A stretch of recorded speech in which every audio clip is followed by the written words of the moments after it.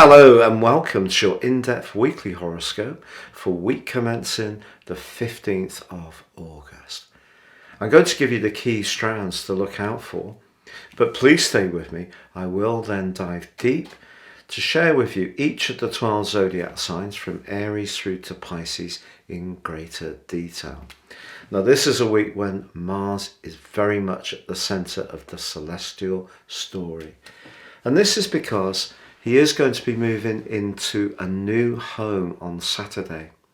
But Mars usually takes 45 days or 6 weeks to transit through each zodiac sign. But when it moves into Gemini on Saturday, it's going to be there for 7 months and 6 days. So a really extended period of time. This is because every 2 years Mars goes into a retrograde. Last time it was in the sign it governs of Aries. This time Gemini, very much about how we interact, particularly in terms of our communication, can bring more drama, can also push us to get a bit fitter and more active in the months to come. However, this week does begin with a rather limiting opposition between the Sun and Saturn. Perhaps there's a relationship issue that does need very carefully considering. But Mars is going to be squaring up with the Sun this week and also embracing the quarter moon in Taurus on Friday.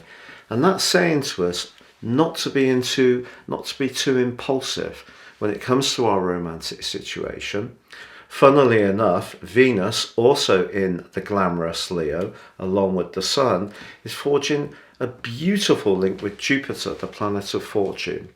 Now, maybe it is the case that with Jupiter going backwards, we could be feeling a little bit less optimistic, but these two planets are known as the greater and lesser benefics. So the two planets of fortune. So something positive can still come through at the heart of this week. But it is true that Mercury, in its home zone of Virgo, does go into an opposition with Neptune later this week. So if we are planning anything that requires some precision, we really need to concentrate.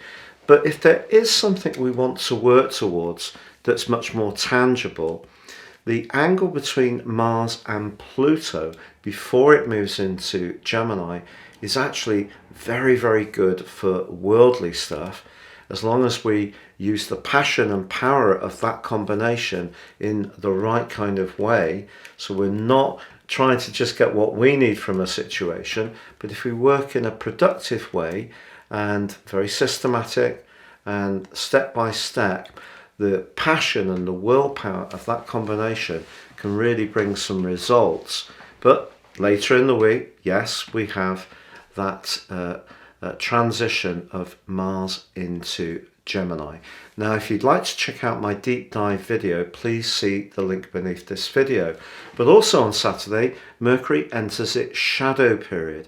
It won't go into retrograde in the sign of Libra until the 9th of September, but it is going to next week move into the sign of Libra. It's in Virgo at the moment, so just be aware that when it comes to those communications, the need for clarity is vital, but the passion of Mars moving into Gemini will certainly give us all a little bit more capacity to articulate our ideas or ventilate our ideas in a positive way. And please stay with me now for each of your 12 zodiac signs. If you would like to embrace more serious astrology, if you give me 3 pieces of personal birth data of time, date and place of birth, I can give you a roadmap that can guide you for the rest of your life. Also, my special package of 30% off.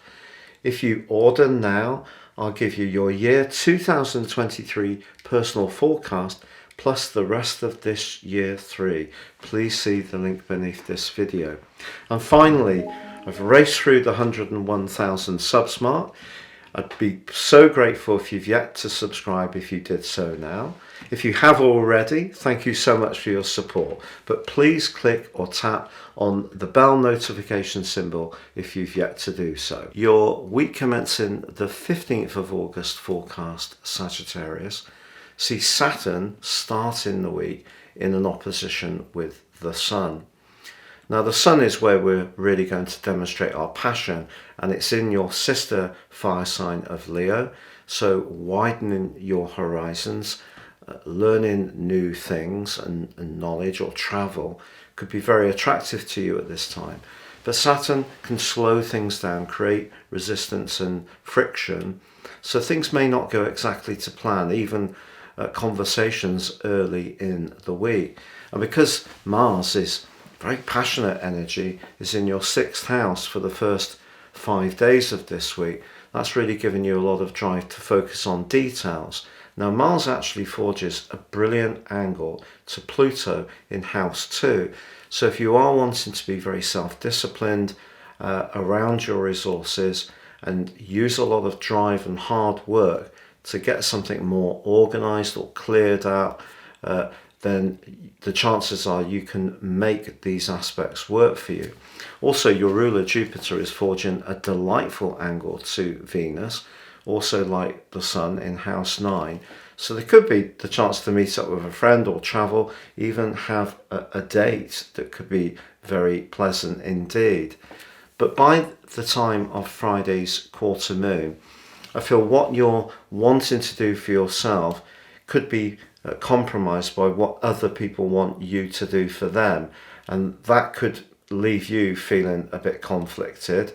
But once Mars moves on Saturday, it moves into your opposite sign, and that's a great place for Mars to be, I feel, right through till March the 25th next year, because even though Mars is said to be in its detriment in the sign of Libra, which has a 7th house energy, I feel for you, Gemini energy is quick-witted, it's very mutable like your sign, and it can just see you wanting to engage with other people in a much more dynamic way. So if you need to be more competitive at work, it will help. If you need to reinforce your boundaries, it will help.